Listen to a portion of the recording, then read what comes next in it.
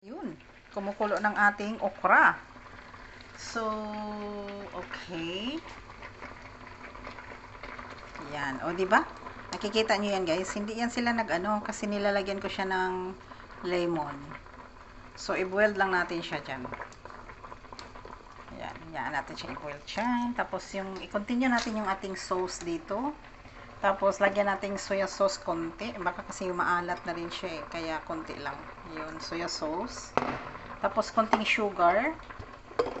Yan, mayroon tayong sugar. Kukuha tayo ng mga 1 tablespoon para naman, ayan. So, kukuha tayo ng mga 1 tablespoon. Okay.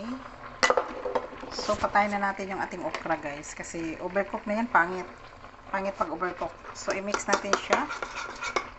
Lagyan natin ng tubig. Ayan. There you go. Kunting tubig. Tapos, mayroon tayong corn flour. Ayan, corn flour. Gagawin natin is, haluan natin ng corn flour. Mga 1, oh lala, what the heck. Ayan. 1 tablespoon of corn flour.